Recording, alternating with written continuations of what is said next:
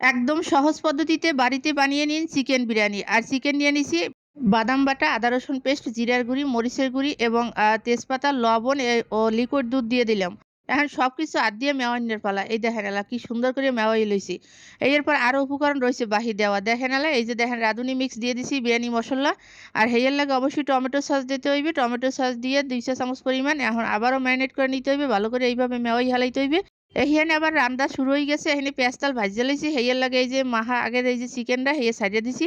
চিকেনটা মাহাইয়ে কিন্তু ০.৫ ঘন্টার মতো আমি রেস্টে রাইখা দিয়েছিলাম। হেইয়ার পরে এখন এই যে রান্নাটা শুরু করে দিছি।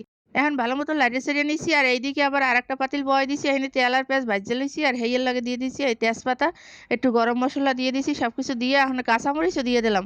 কাঁচামরিচ দিয়ে লাইড়ে চাইড়ে লইলাম। এরপর দিয়ে দিছি পোলাও চাল। পোলাও চালগুলো আগে ধুইয়া ভালো করে পানি ঝরাই হেলাইছিলাম।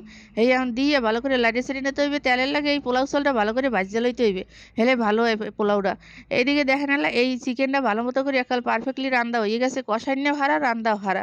আর এহিন আবার কইতে, কইতে মুই গরম পানিও দিয়ে দিছি পোলাও চাউলের লাগে। গরম পানি না দিলে কিন্তু ভালো হয় না। ঠান্ডা পানি দিলে পোলাওটা ভালো হইবে না।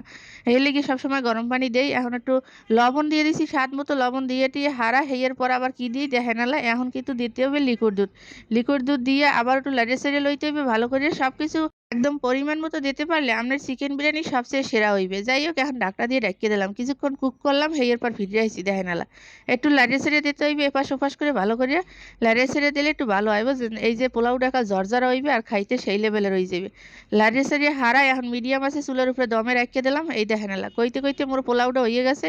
এর মধ্যে চিকেনটা যে আগে রাঁধে রাখছিলাম ওই ভালো করে হেইডার দিয়ে দিছি। এই দেখেন বিরিয়ানি রান্না খুব সহজ যদি ভালো করে রান্নাটা জানেন।